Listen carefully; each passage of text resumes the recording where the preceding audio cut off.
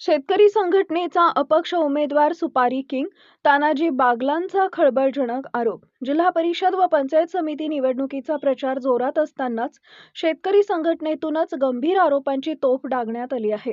शेतकरी संघटनेचे नेते तानाजी बागल यांनी अपक्ष उमेदवार व संघटनेचा नेता समाधान फाटे यांचा उल्लेख थेट सुपारी किंग असा करत राजकीय वातावरण तापवलंय. माध्यमांशी बोलताना तानाजी बागल म्हणाले, आमच्याकडे ठोस पुरावे आहेत. योग्य वेळ आली की तोंड उघडू आणि पुराव्यांसह त्यांना रस्त्यावरती आणू. या वक्तव्यामुळे शेतकरी संघटनेतील अंतर्गत वाद चव्हाट्यावर आला असून जिल्हा परिषद व पंचायत समिती निवडणुकीच्या प्रचाराला नवा वादळी वळण मिळालं आहे. समाधान फाटे हे विरोधकांकडून सुपारी घेऊन उमेदवार पाडण्यासाठी निवडणुकीत उभे राहिले तसा खळबळजनक आरोप केल्यानं मोठा चर्चेचा विषय बनलाय. पहा काय म्हणतात तानाजी बागल. त्यांनी सामाजिक कार्य कोणतं केलं आणि आतापर्यंत त्यांच्याकडे लहानपणापासून बघतो त्या घराण्याकडे सत्ता आहे. त्या सत्तेच्या काळात या लोकांच्यासाठी या भागातील लोकांसाठी कधी विकासाचं काम केलं? ज्या ज्या वेळी ज्या संस्था या लोकांनी सभासद होऊन संस्था काढल्या त्या स्वतःच्या मालकीच्या केल्या. अशा लोकांना मत देऊन वळपट घालून बसण्यापेक्षा आपण एक मत या जनते सदस्याला आणि पंचायत समितीच्या उमेदवाराला आपल्या दिलं तर या भागात होणाऱ्या 5 वर्षात काय आपणच ते तुम्हाला कामातून दिसेल. मी सगळ्यांना सूचित करतो की आमचे संघटनेचे जोडीदार या लोकातील या भागातील ऊसपट्ट्यातील लोकांना दिशाभूल करण्याचं काम करत आहेत, जेणेकरून आपल्या शेतकरी चळवळीतील सहकार्याचे मतात फूट पाडून समोरचा उमेदवार कसा निवडून येईल याच्यासाठी ते सुपारी घेऊन काम करत आहेत. मी खरंच सांगतो तुम्हाला, समाधान फाटेला संघटनेमध्ये मी घेतलं आणि प्रथम मी तालुकाध्यक्ष केलं. पण हा कधी प्रत्येक वेळेस कुठलीही आंदोलन आली कुठली निवडणूक आली की मॅनेज व्हायचं काम करतो.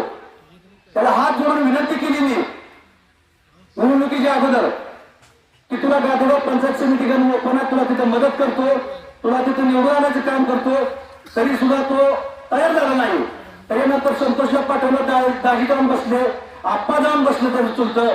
त्या सगळ्यांनी विनंती करून जर याला मान पडत नसेल त्याला कसला माज आलाय? ह्याचा माज जिरवायचा असेल तर माझ्याकडे हात भरून निघत आहे. त्याची प्रकरणं कुठली कुठली मॅनेज केलेली त्याची संपूर्ण लिस्ट मी त्याने जर जास्त बोलायचा प्रयत्न केला त्याची चिरफाड केल्याशिवाय सोडणार नाही. तुम्हाला एवढंच सांगतो, राजेश शेट्टी साहेबांच्या आदेशानुसार मी आतापर्यंत 15-20 वर्षाचं काम करतोय. इथून पुढे सुद्धा या शेतकऱ्यासाठी लढवून राहणार आहे. आता काही लोक म्हणतात तुम्ही अभिजिताबा कारखानदारासोबत तुम्ही गेला. हा विठ्ठल सहकारी राजवाडा आपला बंद पडला होता. तो कारखाना राज्य सरकार विकण्याच्या तयारीत होतं. हा कारखाना कोणाच्या गळ्यात जावी किंवा कोणाच्या घशात जावी म्हणून संघटनेची काही लोक शेतकरी लोक घेऊन आदिलाबाला कारखाना चालवणारा माणूस आहे. कारण आपल्या पुढे एक उदाहरण होतं की सांगोला सहकारी कारखाना त्यांनी 35 दिवसात चालू केलं. हाच माणूस कारखाना चालवू शकतो म्हणून आपण संघटनेने पाठिंबा दिला आणि त्यांचं पॅनल भरघोस मतानं आपण निवडून दिलं. त्यांनी सांगितल्या पद्धतीने त्या वर्षी दर देत आलं, कारखाना व्यवस्थित चालवलं. कारखान्यावर भरमसाठ कर्जाचा बोजा असताना सुद्धा आज कारखाना नावारपाला हे लागलं दिसेल. काही लोक 3500ची गोष्ट करतात. आबा 3500 रुपये तरी दिले तर त्यांच्याकडून घेतल्याशिवाय मी सुद्धा गप्प बसणार नाही. एवढंच सांगतो तुम्हाला, त्यांच्याकडून 3500 रुपये जर नाही मिळालं तर तुम्ही जी सांगेल तिची शिक्षा आम्ही देत आहे. परंतु काही अडचणी त्या नक्कीच त्यांच्याकडून राहिलेलं 500 रुपये आपण काढू आणि ते सुद्धा द्यायला तयार आहे. याचा अर्थ या निवडणुकीवर काहीतरी वल्गना करून या शेतकरी लोकांमध्ये सभासदांमध्ये फूट पाडण्याचं काम समोरची मंडळी करत आहे. तरी आपण हे समोरचे आमचे फौजाई वहिनी बागल आणि पंचायत समितीचे उमेदवार जांभेताई यांना राष्ट्रवादी काँग्रेसचे घड्याळ चिन्ह आहे. या दोन्ही चिन्हावर त्यांनी आपण या गावातील सर्व शेतकरी बांधवांनी गोरगरिबांनी या चिन्हावर बटन दाबून आपलं घोर मत द्यावं.